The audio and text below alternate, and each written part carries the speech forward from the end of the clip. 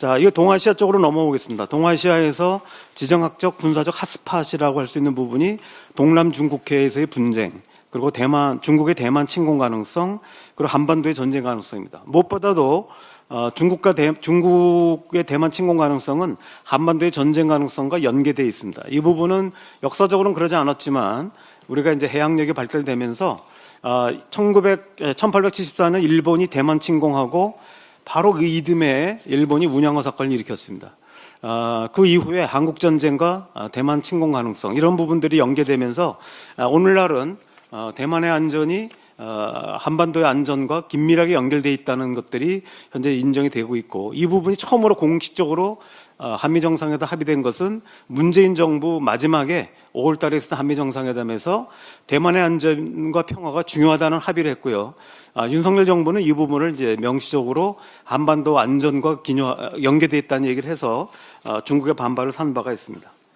이런 어떤 그 이란 전쟁이 여러 가지로 교훈이랄까 영향력을 미치는데, 무엇보다도 중국의 대외 전략에 변화를 미쳤습니다. 중국은 가장 큰 의미라고 한다면, 중국은 과거에는 이제 군사력 위주로 그 대만 문제를 처리하려고 했지만, 이번에 이제 이 대외 군사 전략에서 경제 요소, 특히 에너지의 고려 필요성이 매우 중요하게 판단한 것 같고요.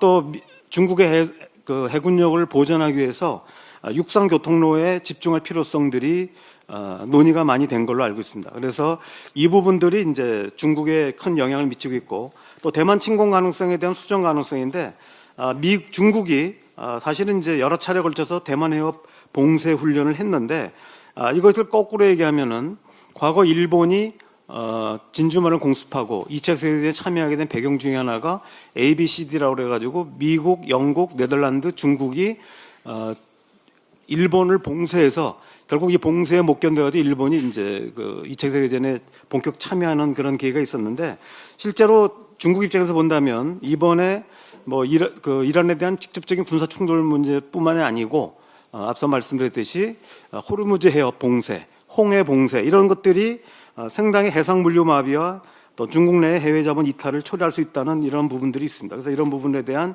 침공 가능성의 수정 가능성, 침공 시나리오에 대한 수정 가능성이 있고요. 또 하나는 이제 실제로 그래서 이번에 트럼프 대통령이 G7 정상에서 뭐라고 얘기했냐면, 러시아와 중국이 중립을 지켜줘서 고맙다 이런 얘기를 했는데, 다른 것이 아니라 중국이 이제 마쿠에서 이란 전쟁의 조기 종식을 위한 외교적 노력을 했습니다.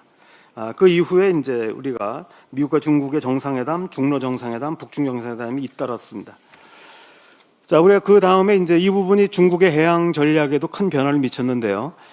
돌연 전략에 따른 단계적 패권 전략이 계속 추진되는 가운데에서 이 대만 봉쇄 시나리오, 일단은 이제 이 무력으로 대만 문제 해결하는 게 쉽지 않다는 걸 판단했지만, 다른 의미에서 본다면은 이번에 이제 미국이 국제해양법보다는 국가안보가 우선이라는 전례를 남겼다고 볼 수 있습니다. 아주 나쁜 전례라고 볼 수 있는데, 이런 부분들을 거꾸로 당장은 이제 미국에 대해서 항의하고 있지 않지만, 대만 입장에 본다면 향후 이런 국가안보 우선을 내세워서 유엔 해양법, 국제해양법을 무시할 가능성이 있습니다. 가장 중요한 부분은 바로 스프래틀리 군도, 서사 군도에서 그 상설중재재판소가 필리핀 승소를 결정하면서 남중국해에 설치한 구단선, 그 다음에 거기에 있는 무인도의 섬지위를 부인하고 인공섬을 불법이라고 판결했는데, 이런 부분들을 이제 국가안보를 내세워서 무시할 가능성이 있다는 것입니다.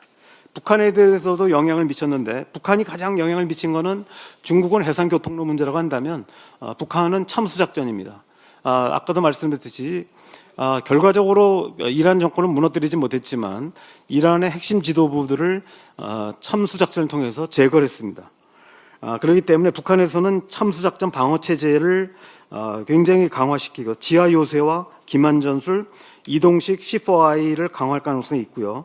그 다음에 여기에서 또 하나 중요한 부분은 이란이 중동 내 미군 기지를 공격하고, 또 다른 어떤 그 카타르라든 이런 그 석유 시설을 공격하고, 또 인도양에 있는 미국, 영국 합동 군사 기지를 미사일을 쐈습니다. 그 이후에 미국이 본격적으로 이제 협상을 제안하기 시작했는데, 결국 북한 입장에서 본다면은 ICBM의 생존성을 높이기 위해서 다탄두와 고체 연료를 현재 본격적으로 개발하고 있고요. 일본을 겨냥한 단거리 전술 핵무기의 정밀성과 실전 운용 능력을 키우고 있습니다. 무엇보다도 이번에 군사 경제적인 복합전의 능력을 많이 실감했기 때문에 당장 미국을 때릴 수는 없는 상태에서 한국과 일본의 핵심 산업시설을 타겟팅하고 이걸 때릴 수 있는 비대칭 전력을 개발할 것 같습니다. 그래서 이런 부분들이 한반도 정세에 미치는 파급 영향을 본다면 지금 이제 미국의 전략 자산이 사드를 포함해서 일부가 이제 중동에 재배치됐습니다. 아마도 저는 모르지만 우리가 모르는 많은 미군 무기들이 옮겨갔을 가능성이 있는데요. 이런 부분들이 다시 이제 중동에 집중되었던 미국 전략 자산이 아시아 태평양 지역으로 재배치되고 있습니다. 대표적인 것이 오늘서부터 7월 1일까지 열리는 밸리언트 실드 훈련에 미국의 그 토마호크 발사대 타이폰을 이제 큐슈에 배치했습니다. 배치해가지고 지금 중국이 뭐 난리치고 있는데 어쨌든 이제 이 문제들이 전략 자산들이 동아시아에 재배치되고 있고 또 아마도 이제 이 문제를 끝으로 해서 이란전이 종식이 되면 동맹 현대화가 본격 추진될 거라고 봅니다. 주한미군의 전략적 유연성 그리고 한국군의 역할을 확대하면서 실제로 이제 주한미군이 중국 견제에 본격적으로 나서지 않겠나 생각을 하고요. 또 전시작전 통제권도 이미 내년까지 환수하기로 합의가 된 상태입니다. 그래서 이 부분과 관련돼서 우리의 또 전략 자산에 대한 증강 요청들이 굉장히 많이 있을 거라고 봅니다. 북한의 경우는 이제 그동안에 지금 그 중동 지역에 여러 무기 수출을 한 기록들이 나와 있는데 지금 현재 이번 합의에 보면은 이란의 레바논 헤즈볼라 통제에 합의했습니다. 다시 말하면 적어도 북한제 무기가 이란을 통해서 레바논이라든지 헤즈볼라에 들어가기는 어렵게 만든 부분이 있고 또 지금 오히려 확전되고 있습니다만 러시아 우크라이나의 종전이 이루어질 경우 적어도 북한의 무기 수출이 둔화될 가능성이 있다라고 봅니다.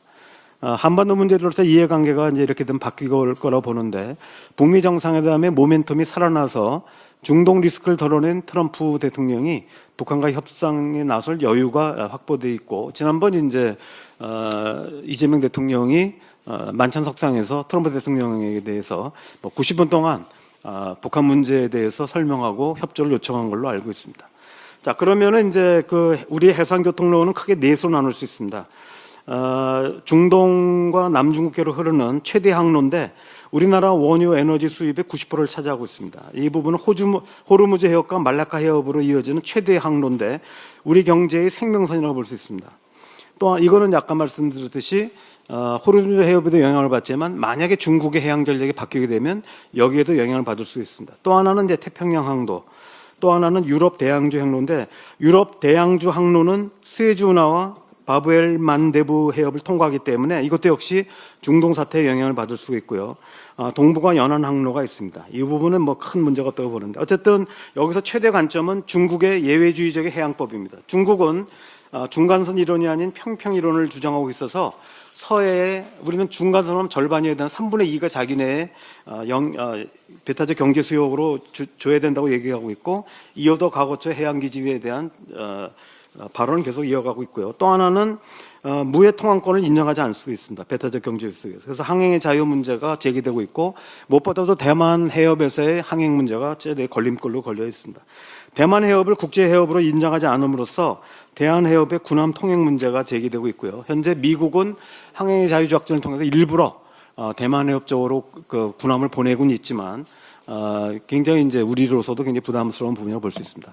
그래서 이 나머지 두 개만 말씀드리겠습니다. 해상 교통로 안전이 필요한데 일단 외교적으로는 중국이라든지 영내 국가들이 포괄되는 동아시아 해양 협력 회의가 창설될 필요가 있습니다. 그래서 유엔 해양법에 기반한 국제연대인데 이 부분은 이제 외교적으로 이런 그 동아시아에서 특히 우리나라의 항행의 자유, 항행의 자유라는 건 너무 또 미국식 표현이어서 우리 이제 그런 표현을 가급적으로 이제 우리식 표현으로 바꿔야 된다고 보는데 어쨌든 해양 협력을 할 필요가 있고요.